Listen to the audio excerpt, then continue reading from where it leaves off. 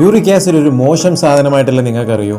എന്നാൽ അത് എങ്ങനെ ഉണ്ടാകുന്നു, എവിടെ വെച്ചുണ്ടാകുന്നു, എന്തിനുണ്ടാകുന്നു മുതലായ കാര്യങ്ങൾ നിങ്ങൾക്കറിയോ? നമുക്ക് നോക്കാം.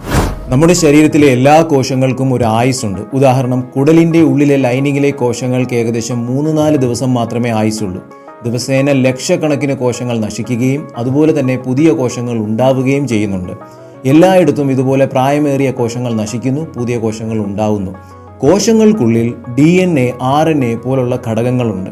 ഇവ നിർമ്മിച്ചിരിക്കുന്നത് പ്യൂരിൻ എന്ന് പറയുന്ന ഒരു കെമിക്കൽ കൊണ്ടാണ്. കോശങ്ങൾ നശിക്കുമ്പോൾ DNAയും RNAയും ഒക്കെ തന്നെ വിഘടിച്ചു പോകുന്നു. അത് കാരണം അവ ഉണ്ടാക്കിയിരിക്കുന്ന പ്യൂരിനും രക്തത്തിലേക്ക് റിലീസ് ചെയ്യപ്പെടുന്നു. കുറേയേറെ പ്യൂരിനെ ശരീരം വീണ്ടും തിരിച്ചു വലിച്ചെടുക്കുന്നു ഉപയോഗിക്കാനായിട്ട്. എന്നാൽ ബാക്കി വരുന്ന പ്യൂരിൻസിനെ ശരീരം ഉപേക്ഷിക്കുന്നു. ഈ ഉപേക്ഷിക്കപ്പെട്ട പ്യൂരിൻസ് കരളിലെത്തുന്നു. കരളിൽ ഒരു എൻസൈം ഉണ്ട്. ഈ എൻസൈം ഉപയോഗിച്ചുകൊണ്ട് കരൾ ഈ പ്യൂരിനെ യൂറിക് ആസിഡാക്കി മാറ്റുന്നു.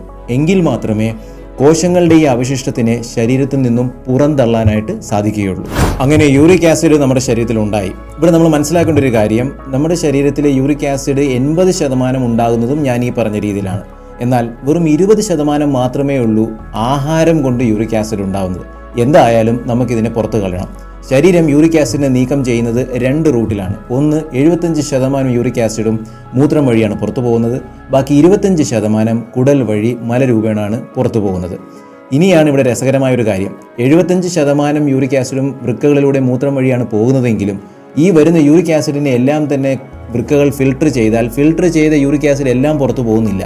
വെറും 10% മാത്രമേ പുറത്തു പോകുന്നുള്ളൂ. ബാക്കി 90% വീണ്ടും തിരിച്ച് ബ്ലഡിലേക്ക് തന്നെയാണ് പോകുന്നത്. ഇനി എന്താ സംഭവിക്കുക?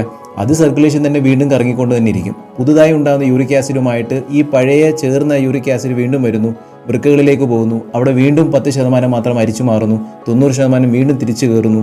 ഇതിങ്ങനെ തുറന്നുകൊണ്ടേയിരിക്കും. നമ്മൾ രക്തത്തിലാണ് സാധാരണ യൂറിക് ആസിഡ് നോക്കാറ്. ആ യൂറിക് ആസിഡ് എന്ന് പറയുന്നത് ശരീരം പുതുതായി ഉണ്ടാക്കുന്ന യൂറിക് ആസിഡുമുണ്ട്. അതുപോലെ തന്നെ വൃക്കകളിൽ നിന്നും 90% തിരിച്ച് സർക്കുലേഷനിലേക്ക് ഇട്ട യൂറിക് ആസിഡുമുണ്ട്. അതായത് ശരീരത്തിൽ യൂറിക് ആസിഡ് കൂടുതലാണ് എന്ന് പറഞ്ഞു കഴിഞ്ഞാൽ ഒന്നുകിൽ ശരീരത്തിൽ അമിതമായ യൂറിക് ആസിഡ് ഉണ്ടാവുന്നു, അതല്ല എന്നുണ്ടെങ്കിൽ ശരീരത്തിന് യൂറിക് ആസിഡിനെ പുറന്തള്ളാൻ പറ്റാത്ത ഒരു സാഹചര്യം. ഈ 2 അവസ്ഥകളേ ഉള്ളൂ.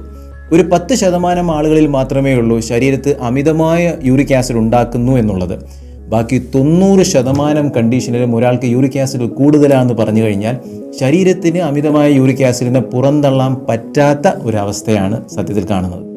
എന്തൊക്കെ കഴിച്ചാൽ യൂറിക് ആസിഡ് കൂടും, യൂറിക് ആസിഡിൻ്റെ ഗുണങ്ങൾ, ദോഷങ്ങൾ, ലക്ഷണങ്ങൾ മുതലായ കാര്യങ്ങളെല്ലാം തന്നെ നമുക്ക് അടുത്ത വീഡിയോയിൽ കാണാം.